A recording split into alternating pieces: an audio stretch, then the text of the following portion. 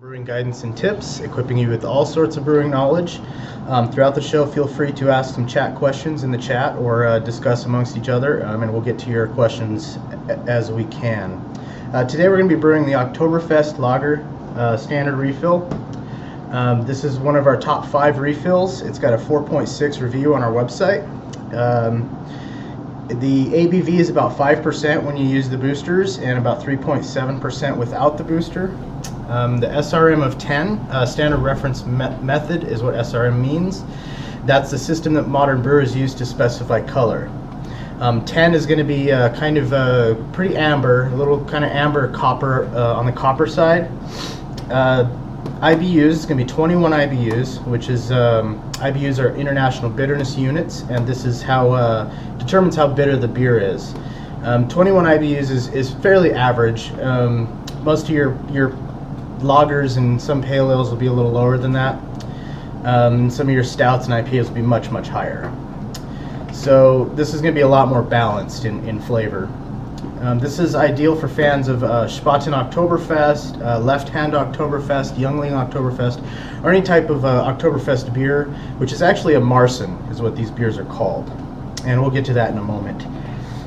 This refill contains 1 can of the Oktoberfest Lager. It also contains 2 of the BrewMax boosters and a no-rinse cleanser, as all of our standard and deluxe refills come with. And also the yeast is underneath the lid. Speaking of deluxe refills, so if I was going to be brewing a deluxe refill instead of the BrewMax booster, I would be using the liquid malt extract. Can you grab one of those for me, Renee, please? Sure. The difference is that this is not sugar. A lot of people confuse this with sugar, and they'll ask, can I buy your bags of sugar? And it's not. It's only got about maybe 20 to 40% sugar in there. 56% maltose, which is the sugar. 8% dextrose. The rest is dextrins and such that kind of give a little bit of body and mouthfeel. If I was to be doing the deluxe, I would be using one of these liquid malt extracts. Put this onto the little camera so you can get a little closer look at it. And we have a few different kinds you can find on our website. And these, in addition to adding ABV, or alcohol by volume, like the boosters, they also add body and flavor, depending on which one you get, and added color as well.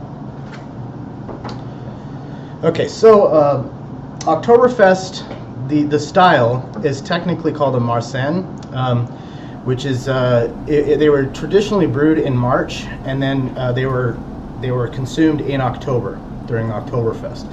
So you'll see them referred to as just Marsens or Oktoberfest Marsen. The true Oktoberfest beer that people consume in Germany during Oktoberfest is actually called a Fest beer, and it's a bit different than this. The Marsens are going to be more amby, more malty, and the Fest beer is a German lager that's typically, I think it's an international pale lager is what it's technically called, and it's going to be lighter and a lot easier to drink, hence the big giant mugs of it that they're constantly drinking at Oktoberfest. So that's kind of the difference. The Oktoberfest we drink are kind of an Americanized version of what they would call a Fest beer. Although theirs is a Marsen, so because you don't really see them drinking a lot of Marsens because it is a pretty rich beer, and I couldn't drink a full mug of it, even though I love the stuff. Okay, so first thing we're going to do, we're going to get our can and put it in some tap water. I got an extra can here. First, I want to take off this lid. I'm going to try to do it with the scissors. It's not always the easiest way. Yeah, that works. Just a couple of little nips in there works, because these lids can be such a pain to get off. They're on there tight for a reason, because the yeast is underneath there and we don't want to lose that. There we go. It's off. That works. And here's the yeast. And I'll set that aside for now. They're saying that looked dangerous, Josh. It looks dangerous. Sometimes getting these off is dangerous. And this time, which I haven't been doing the last shows, I'm actually going to pull this label off too. This is usually a good idea, especially if you don't have a very good can opener. And even just the very top right here works. Well, you guys can't see that. Come on, get off there. Okay. There we go. The reason I do that, I mean, I'm pretty good at opening these things, and I don't really get a lot of the paper in there, but if you have a can opener that just kind of tears through it, it'll leave pieces of paper in your wort, and you don't want that.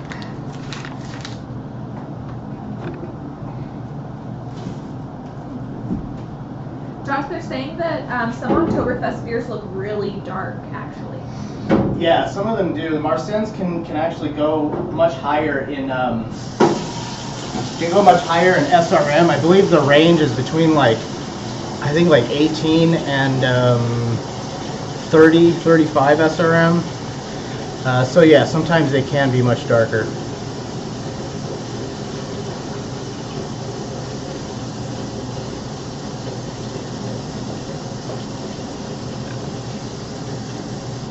One thing I love about the Oktoberfest, this can, is that it is kind of a basic, the Marsanne is kind of a basic German amber style, and it can be used for all kinds of other beers. So if you wanted to add a little bit more ABV to this, you could do like you can make a Doppelbock with this by using the correct yeast and the correct hops added to it. You could do a Schwarzbier with it by adding a roasted LME, the robust LME. You can also make a Rausch beer with this by adding some smoked grains, and we'll get into some adding grains to your kits in a later, more advanced episode. Okay, let's get all of our stuff sanitized. First off, I'm going to put the spigot on, and for those of you that have been having issues with this, I'm going to go ahead and demonstrate again. The flat end always goes against the spigot, and the tapered end always goes against the keg. It's as easy as that.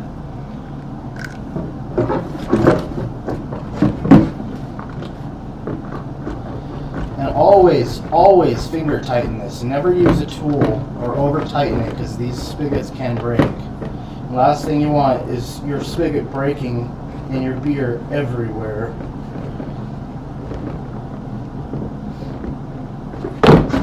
Alright, give this a little bit of a water test. We recommend testing these for 30 minutes or longer, completely full of water, just to be sure it's not going to leak. I've already water tested this, so I'm just going to do an initial short test.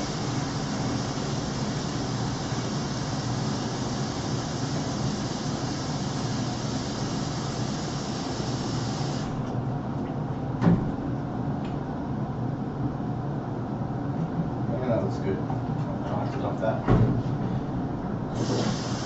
Now you're going to want to fill it up to the line 1 mark on the back of your keg. If you have one of our older kegs, it's going to be the 4.5 quart mark. Basically, line 1 is about a gallon, a little bit more than a gallon when you consider the amount of the space the reservoir at the bottom takes up.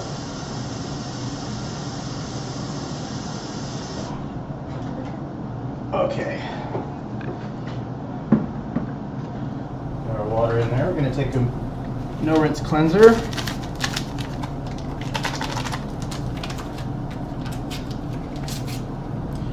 And just add roughly half the packet. And that's about half. If you feel safe measuring this up and splitting it evenly, that's fine too, but stuff does not really have to be perfectly exact. Okay, lid. Now, there are 2 notches on the top of the lid here. Can you guys see that on the camera? Mm-hmm. Okay. 2 notches on the top of the lid here. This allows CO2 to escape during fermentation. Without those notches, your keg would explode. With that said, when you're shaking this thing up, you want to do it over a sink, because it will leak a little bit out of the top.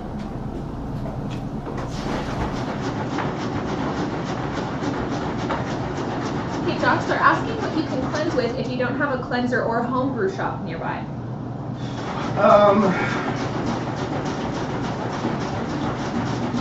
You can actually use, I would use a hydrogen peroxide for sanitizing. 50% water, 50% hydrogen peroxide. That'll work. Just do the same thing. It's not going to work as well as our sanitizer, which is a little bit more concentrated, has some extra ingredients in there. But once it hits the water, it basically becomes a type of hydrogen peroxide.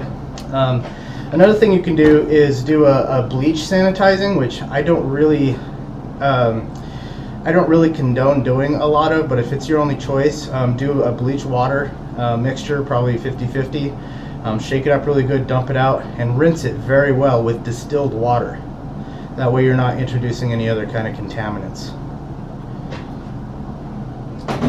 Okay, we got this guy nice and sanitized. And go ahead and pour some through the spigot, so this sanitizes the spigot. It is a good idea to take these apart every once in a while and clean them out really good. These spigots come apart really well, and sanitizing them before each use, each individual part.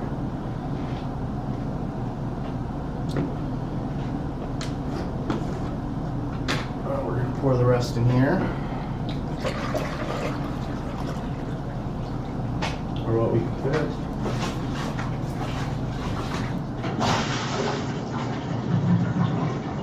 It also helps to sanitize your workspace, which we do ahead of time. Just get a rag, take some of your sanitizer, and just wipe everything down. Wash your hands with sanitizer. Everything should be sanitized, except for your brew pot. Since it's going to be boiling, not a big deal. Okay, so our tools. We're going to have our trusty whisk for our booster, and you'll see why in a moment. We're going to have our spoon. I use a rubberized spoon to prevent scratching in the fermenter when you're stirring, because that can cause scratches which can harbor bacteria. It's very difficult to clean. And then we have our can opener. And we also sanitize a pair of scissors for opening up all of my packaging.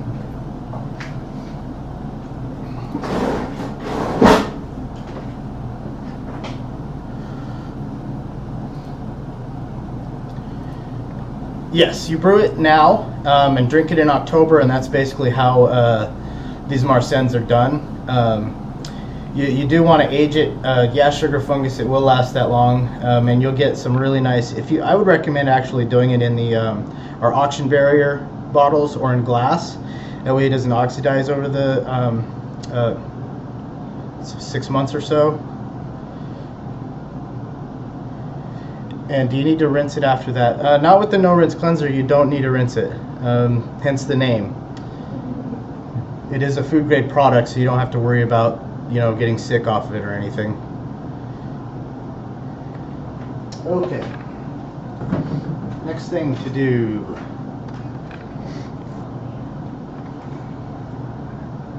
All right, we're going to start getting our water going.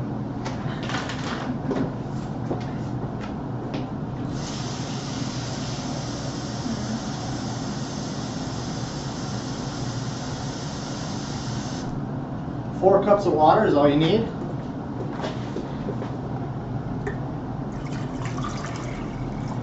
And before I start my heat, I'm going to go ahead and get the booster in there first.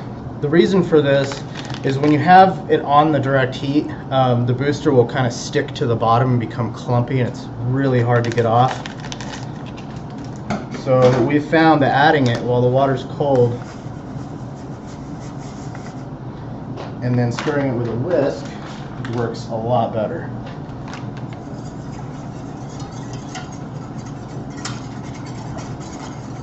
Again, this no rinse booster is not sugar. It does have fermentable sugars in it, such as dextrose and maltose, but it is not sucrose, which is table sugar. I don't recommend ever putting sucrose in your beer. It can create cidery flavors and kind of thin it out. The only exception would be certain Belgian beers. Belgians really like to use candy sugar in their beers, which is actually made from beets, but it's sucrose, so chemically it's the same thing as cane sugar. So you can, if you don't have Belgian candy sugar, you can always use some cane sugar. So Belgian beers are the exception. You just got to be careful how much you're using. And sugar is used in bottling because it's such a small amount. It's just for carbonation and it doesn't create any flavors. Josh, you got a question? Yes. Extract plus booster. It says Extract plus booster is the base recipe, then extract plus soft pack. What if I use 2 cans of extract? You can use 2 cans of extract. You can use 1 booster, you can use 2 boosters, you can use 3, you can use a booster and an LME, you can use 2 LMEs. It's really no wrong way to do it. Just depends on exactly what you're trying to achieve with your beer. If you do 2 cans of extract, anytime you're using 2 or more cans in our 2-gallon batches, it's highly recommended that you keep an eye on it. Put it in a cool place at the low end of the temperature scale, because it could overflow with all the malt in there. The yeast it'll create krausen, the foam, so high that it comes out from under the lid through those notches I showed you. Don't panic if this happens. Just be sure you're putting your keg on like a baking sheet or something where it's not going to make a huge mess in case that happens. If it does happen, it's only going to happen in the first 24 to 48 hours. Simply clean it all off and let it go. You don't want to let it sit there because it can mold, and that mold can get into your beer. Instead of waiting that long till October, would it still be a good beer if I do the 3-week ferment, 3-day cold crash, 4 weeks in the bottle? Yeah, absolutely. It'll definitely be good. If you wait for the period of time that a Marzen goes through, it's going to be a little less balanced and more malty because some of those hoppy notes will fall out, and you'll have a little bit more malty, that more kind of traditional kind of German flavor. Okay, let's get this other booster going. As you can see, the booster does not need heat to dissolve. It dissolves really well in this cool water without adding any kind of stickiness to the bottom. Like, those are not sticking at all. It's really nice. Some people just have such a bad time with booster or dry malt extracts because of how they clump. A whisk is your best friend. You got your heat off right now, right? Yes, the heat is off right now. I'm going to turn it on as soon as this is almost done.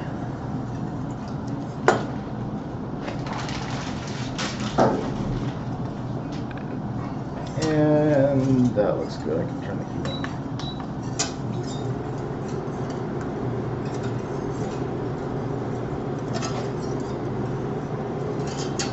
on. Hey, Christoph, welcome. And Jason, all the new guys, welcome to the stream. So for you guys just joining us, Tuesdays are going to be beginner days, so this is only going to be about 30 to 45 minutes tops. We're going to be brewing these extracts. I know may seem repetitive to some of you guys, but we get a lot of new guys in here, and they want to see this, so we're going to keep this up for a while. Wednesdays are going to be our intermediate program, where we're going to brew either a Cooper's Kit or we'll brew Mr.Beer refills. We'll start getting into some of the using grains and extra hops. Tomorrow we'll be brewing a Surly Dog IPA, and we'll be talking about how to choose hops and how to use them in your Mr.Beer. And then Thursday streams are going to be more advanced. And I think this Thursday, we haven't quite decided on the scheduling yet, but I think this Thursday I might start out with an all grain batch and just explain to you the first step in that, which will be mashing. But for now, let's finish this Oktoberfest. Do you have to dissolve the booster all the way? Can you keep going if it's not all dissolved? Not necessarily. I mean, you can keep going. Like, there's still a few little clumps in there. I'm just going to wait for this to start coming to a boil. When I take it off the heat and add my malt extract in and start stirring it, all that stuff will be dissolved by that time. Once this starts getting hot, it will start dissolving a little faster. But yeah, that looks pretty good. Just want to break up those clumps the best you can.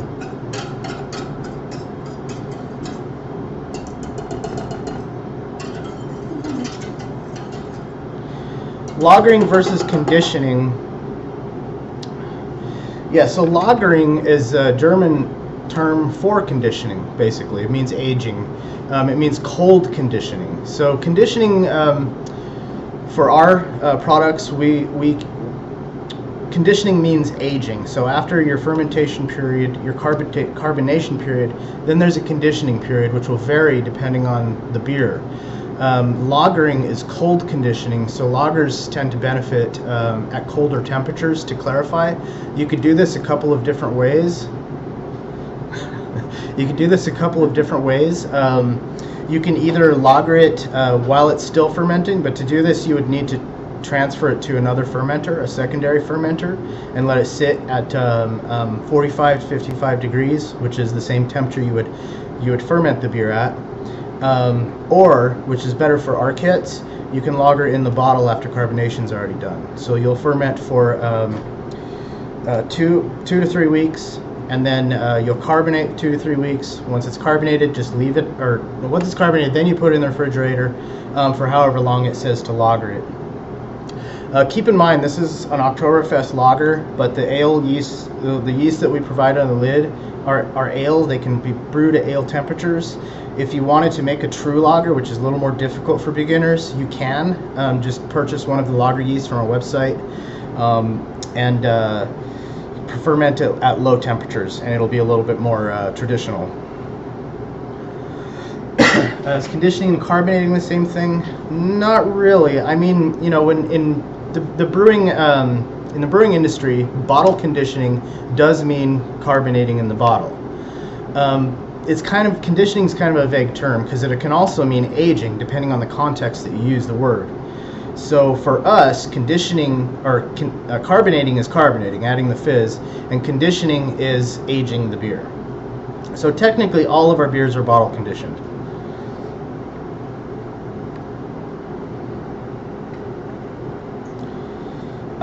Well, conditioning, how's it different? Well, because the carbonating lasts 2 to 3 weeks. Once that's done, any time left beyond that is aging. Because once the sugars are consumed in the bottles, they're not going to carbonate any further. So once that's done, then it's all conditioning from there. Excuse me. All right, we're almost to a boil already. I love these induction burners.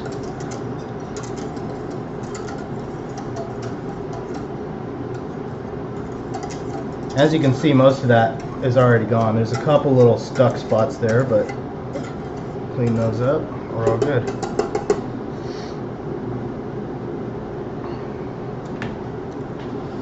Oh, hey, fathead, how's it going? Good to see you here.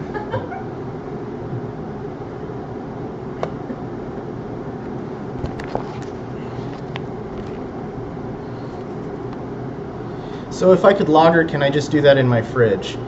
Not really. The fridge is going to be a little too cold. Your fridge is about 38 to 43 degrees typically, 36 to 48 degrees. You want to be lagering around 45 to 55. So if your fridge is at the high end of that, then you can. A lot of people, what they'll do is they get small refrigerators, like, you know, dorm fridges, and hook those up with temperature controllers, which we do sell on our website, by the way, and create their own kind of lagering refrigerators.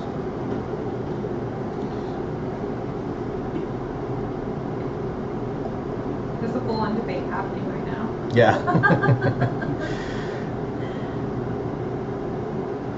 Okay, we got a boil here. A small boil. We'll go ahead and stop that. And check on our can that's been in the warm water here, softening up.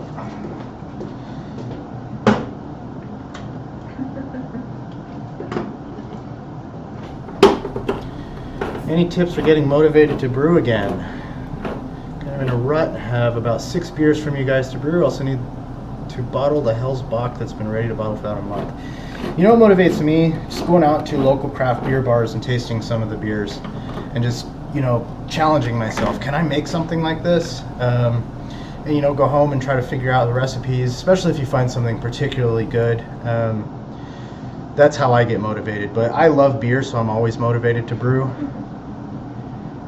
And I love brewing. It's fun. I hate cooking. For some reason, I love brewing. And I'm not a good cook, so. Alright, so I turned the heat off on this. You don't want to have your heat on. If you're using an electric range, you want to completely remove it. This is an induction burner, so it cuts the heat off instantly. The reason you want to do that is to prevent scorching of the malt on the bottom of the pot, and also to prevent what's called kettle caramelization. And this is when the heat caramelizes the malt, rendering some of the sugars unfermentable, and also makes your beer a little too sweet. Okay, we'll get as much out of there as we can. And if you want, you can get a little bit of hot water.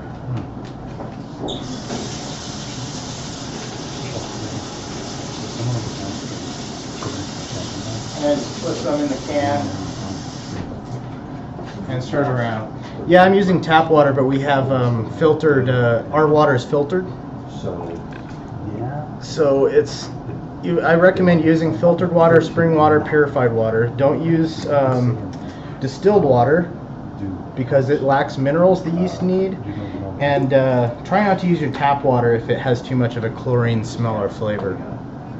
Because that chlorine and chlorinase can create really bad off flavors similar to like Band-Aid or like burnt electric wires. They're not good.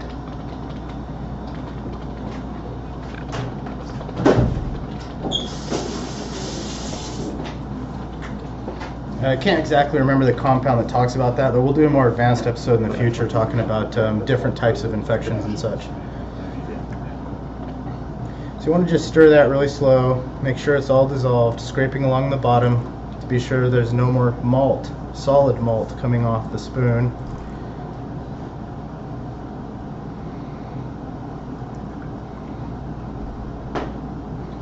You mean dry hop with Band-Aids, sugar fungus? No, you can't. I mean, I guess you could try.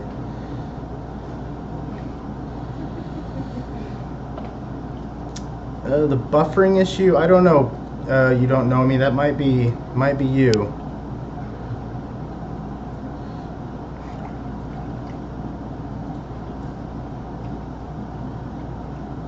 Okay, that's nice and dissolved. Go ahead and set this aside. Now we're going to fill this with cold refrigerated water, not just straight out of the tap, because when you pour that hot wort in, you want the final temperature to be suitable for when you're pitching or adding your yeast. Pitching means adding yeast. It's some fancy brewing term. So this 1 gallon, it'll fill up the 1 gallon mark on the keg, roughly.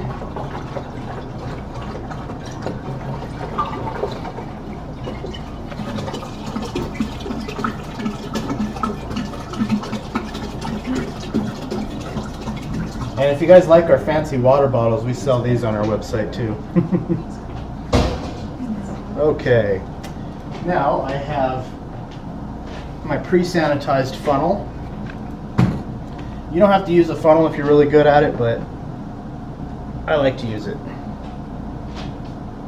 Just be careful pouring it in, it doesn't splash everywhere.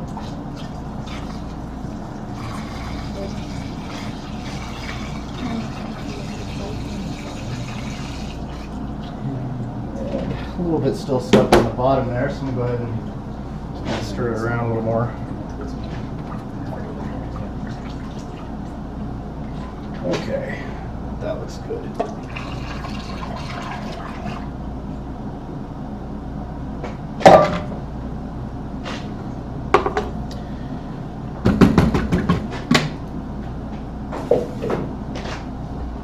Alright, now we're going to top it off to the number 2 mark.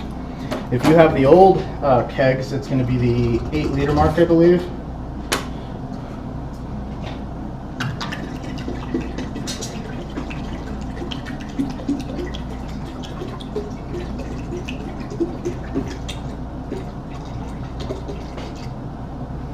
Keep going.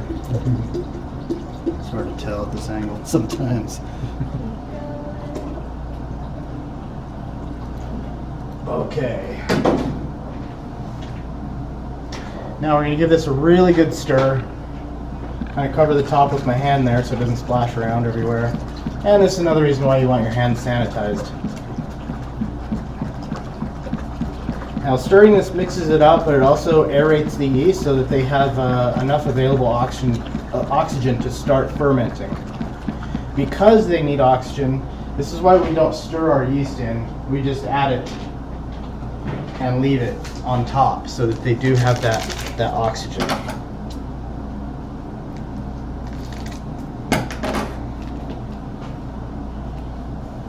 Again, you don't have to use the yeast under the lid for these.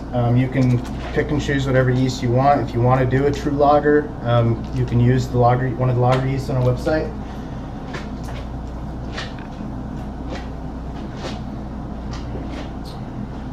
Where's my lid? There it is. Close that, and that'll be fermenting for about 3 weeks. And then we'll be back to bottle it. I marked the line marks on my keg with a paint pen. It helps to read. Just a hack I discovered. That's a good idea. And when you're doing like large batches in like buckets or in our like bigger 2G fermenters, etching your spoon really helps too if you have one of the long spoons or paddles.